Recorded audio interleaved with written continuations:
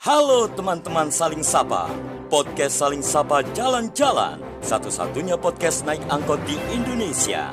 Tayangan aneka info menarik di YouTube channel Taufik Sagwanto. Like, share, and subscribe.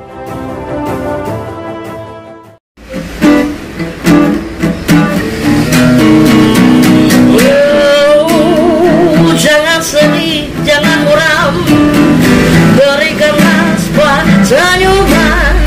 Ikutlah denganku kawan, podcast Saling Sapa Jalan-Jalan. Halo teman-teman Saling Sapa Jalan-Jalan, podcast Saling Sapa Jalan-Jalan, edisi podcast angkot. Kita kedatangan tamu istimewa. Beliau adalah seorang pengusaha batik yang sekaligus adalah seorang guru. Pengen tahu kan? Mari Bu Rini bisa perkenalkan diri. Perkenalkan, saya Ibu Twistiorini yang punya owner Wisnu Batik, tapi itu untuk hari Jumat Sabtu dan Minggu aja. Kita sehari-harinya adalah saya seorang guru di SD Tunjung Sekar 1, Jalan Ikan Pirangga Atas, nomor 187. Itu keseharian saya. Setiap hari saya lakukan untuk mengisi waktu. Oh ini, gitu. Ya. Jadi Ibu ini juga guru tapi seorang pengusaha ya? Iya, bukan Waduh. pengusaha tapi ya pengrajin. Pengrajin juga. Berarti balance ya Bu ya? Iya. Padahal biasanya orang itu kerja pengusaha aja sudah habis waktu, ini Waktunya. masih jadi guru juga. Iya. Waduh, luar biasa. Itu hobi. Hobi. Iya, Oh itu iya hobi, ya. Mbak. Berarti passion ya Bu ya, benar-benar Iya, ya. benar ya. Iya iya. Jadi tanpa kalau kita capek-capek kita pegangnya hobi itu. Kalau hobinya yang mengobati siapa hobinya itu. Oh, kalau kita Iya. capek yang ngobatin hobi ya Bu Iya. ya. Iya iya iya. Iya. Kalau boleh tahu Ibu ini tertarik batik tuh mulai kapan? Mulai kecil, mulai muda atau Mulai muda. mulai muda ya Bu ya? Mulai muda karena saya latar belakangnya juga SMK-nya SMK seni. Ya. Terus kuliahnya juga kuliah seni. Oh. Loh, tapi kok bisa jadi guru SD Bu? Iya, iya. Karena itu saya sekolah lagi di BKSD. Terus, jadi untuk ijazahnya seni kita enggak dipakai lagi, ya buat hobinya saja. Oh iya iya iya. Ya. Jadi muda itu Ibu sudah mulai coba-coba untuk buat batik. Iya, buat batik. Atau ada keluarga atau mungkin background Bu? Awalnya itu tidak sengaja karena saya dulu itu ikut mertua dan mertua itu pengusaha batik. Jadi awalnya mencoba membantu saja, membantu ibu yang sedang membatik, pesanannya banyak. Ya. Dan ibu mertua saya itu langgannya dari Pak SBY. Oh. Pada waktu Pak SBY masih jadi presiden tuh sering dapat pesanan. Jadi wah, hebat nih. iya, dari saya membantu Pak SBY itu membantu pesanan-pesanan itu saya sambil belajar di situ ya. Oh iya Sambil iya belajar. iya. Tanpa ayo tak ajari, enggak. Saya Jadi Ibu memang sudah ada keinginan untuk belajar ya. mengalir dengan Brandnya sendirinya. apa Bu tadi? Mereknya batiknya Ibu? Wisnu Batik. Oh Bu, Iya, Wisnu Batik Wisnu ya. Batik di Jalan Cakalang, Perum Citra Laras Cakalang A8. Polowijen. Polowijen. Untuk Iya. motif apa Bu? Motif yang menjadi kekhasannya batik Wisnu ini apa Bu? Iya, kalau motif itu saya banyak sekali Mbak. Mungkin ada 500 lebih saya menciptakan motif. Iya. Tapi baru 2 yang saya hakikan. Oh, udah dihakikan ya Bu ya? Ada hakinya 2. Ya pemirsa, ini ya salah satu UMKM yang punya pikiran untuk menghakikan. Biasanya itu jarang ya. Biasanya kita sibuk kerja bikin desain dan kita nggak berpikir itu untuk di hak intelektual ya Bu ya. Iya iya iya. Nah, ini banyak manfaatnya Mbak di haki ini, karena setiap ada kegiatan apa yang berhubungan dengan pemerintah, seperti ada kegiatan Diskopindah, harus melampirkan Ibu punya jadi salah satu syarat satu syarat sekarang untuk kita bisa mengerjakan produk-produk dari pemerintah itu adalah salah satunya memiliki HKI ya. Bisa dicatat nih. Ya, seperti itu. Selain itu kan NIB kan memang ya, harus NIB ya, nomor induk berusaha. Kan, memang itu harus. Terus hakinya itu bila ada kan. Oh iya iya. Tapi sekarang kan pemerintah juga memilih-milih orang oh ini loh yang sudah dihakikan. Iya. Memilih-milih mau pesan batik itu. Dan pemerintah sekarang juga sudah memfasilitasi ya Bu ya untuk HKI ya. Iya, memfasilitasi itu. Kadang-kadang ayo Bu, ini pupuk ada 50%. Iya. Oh iya. Haki seperti itu. Oh. Nah, motif-motif yang dihakikan ini saya sudah tidak khawatir kalau diekspor ke luar negeri. Kan kemarin juga sudah ada yang dibawa ke luar negeri. Oh, dia sampai ekspor ya Bu? Ya, kemana sudah. saja Bu kalau boleh tahu? Kan juga dibawa anak-anak mahasiswa saya Mbak yang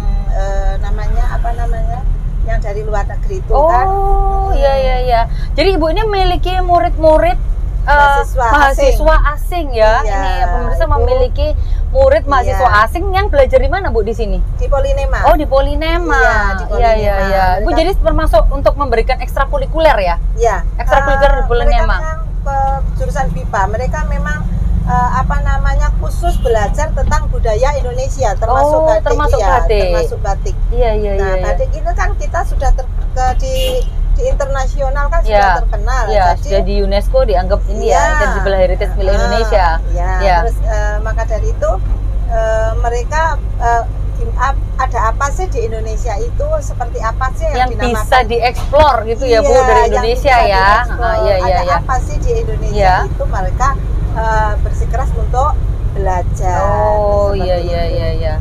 Terus kalau Ibu kira-kira apa Bu selain di kain itu apa yang Ibu ingin, media apa yang Ibu ingin suatu saat, ada nggak keinginan misalnya aku suatu saat kepingin gambar batikku ini di gerabah atau mungkin keramik atau ada nggak keinginan? Mungkin pas ini dengan pertanyaannya Mbak Lisa, karena dengan musim-musimnya seperti ini saya di sekolah memberikan P5 sama anak-anak itu diterapkan batik itu diterapkan pada kayu. Sekarang di kayu ya Bu ya?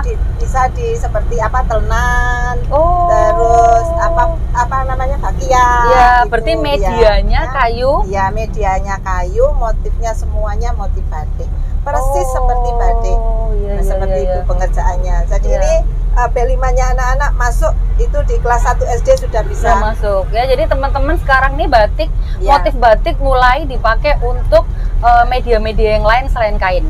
Ini sudah mulai di kayu, mungkin suatu saat bisa di keramik ya Bu ya, karena di sini juga keramik Malang juga terkenal kan ya. Iya. Keramik bisa Mbak, keramik sudah pernah mencoba di botol bekas itu sudah pernah mencoba. Iya. Art painting ya, art glass ya, glass painting, glass painting itu sudah. Jadi batik itu tidak hanya di kain, bisa diterapkan dimanapun bisa. Bahkan di tembok itu kalau mural. Iya, mural tuh ya Bu ya. Saya juga mikir ini kalau mural Malang dengan batik Malangan tuh juga bagus sekali ya Bu ya. Betul sekali seperti itu. Kebetulan kan sekarang nanti trennya P5 itu. Ya, P5 itu apa Bu? Bisa dijelasin nggak sedikit Bu? Itu proyeknya anak-anak, karena ini sekarang sudah kurikulum merdeka Bapak Menteri Nadiem Makarim itu kurikulum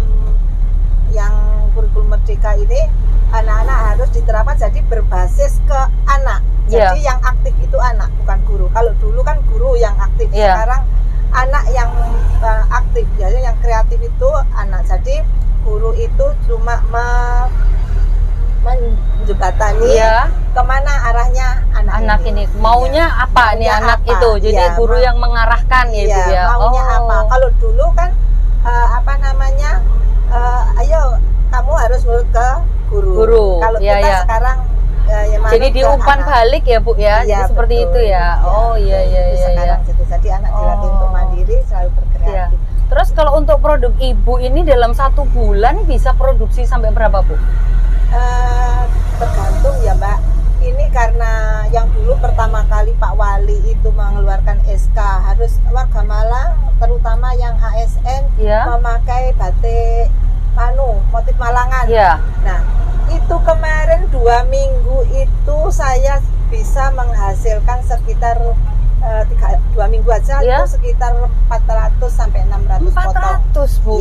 Itu dengan berapa pegawai Bu mengerjakan 400 itu tadi? Sebenarnya itu kalau pegawai tidak terlalu banyak karena mereka untuk seragam guru-guru, ASN yang itu Mbak, memakai cap. Kalau cap kan cepat sekali, sehari bisa menghasilkan 100 potong aja bisa. Kalau cap.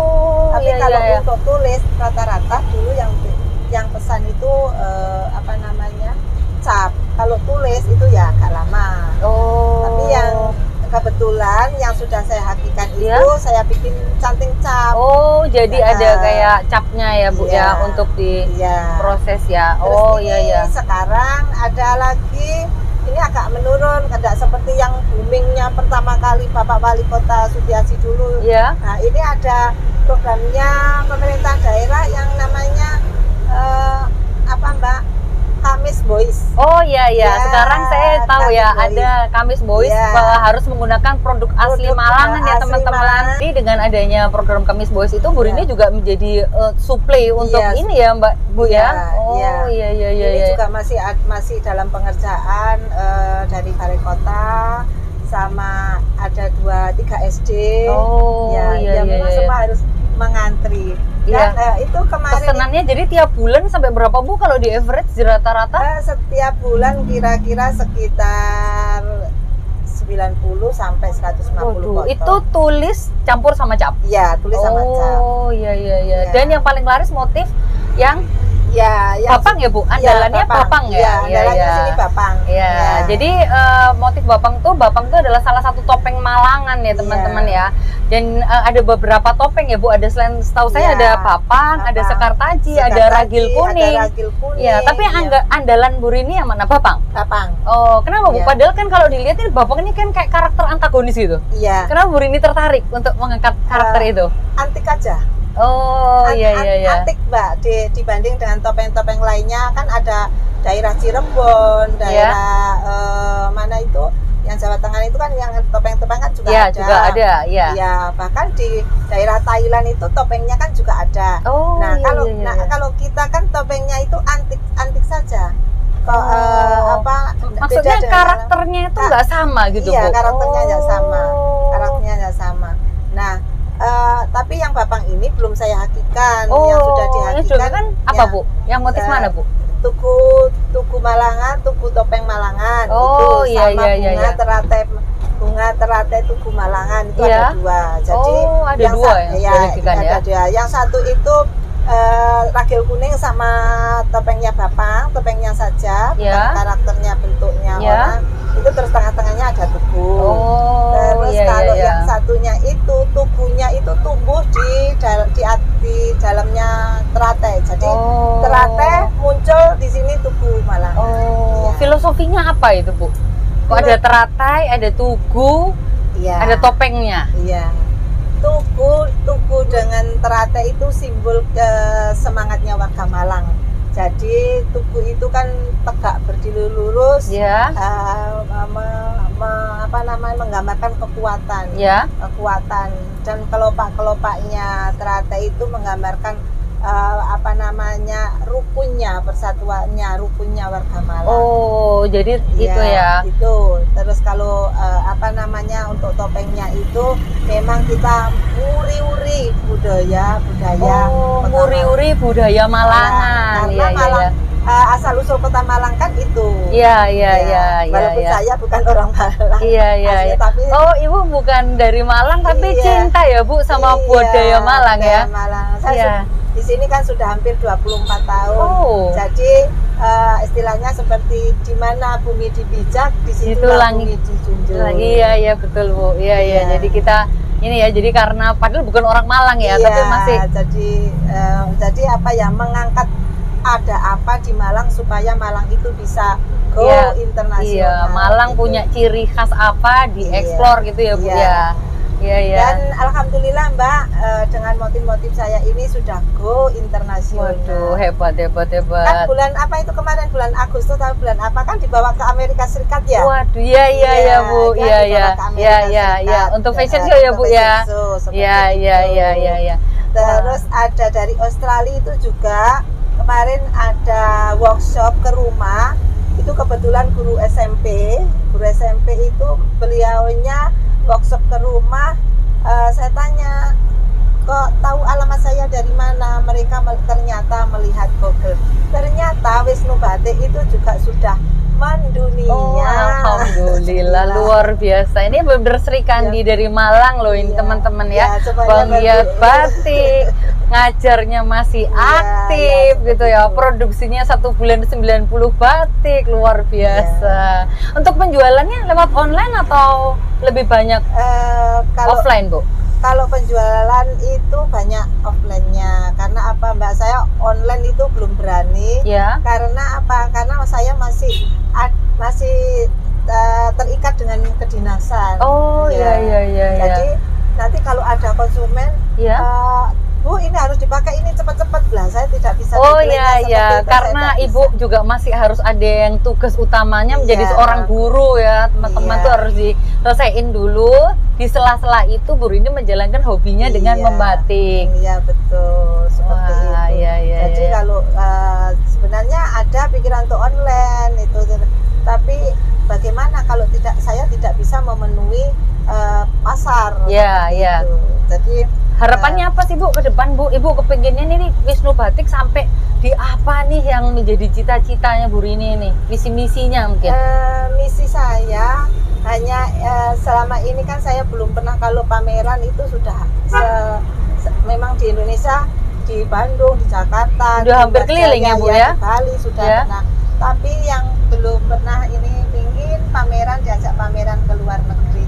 Itu saja. Saya ingin membawa Kota Malang itu memperkenalkan ke dunia internasional bahwa di Malang itu penuh dengan budaya seni yang bisa apa ya Mbak ya, mengangkat Kota Malang itu menjadi lebih.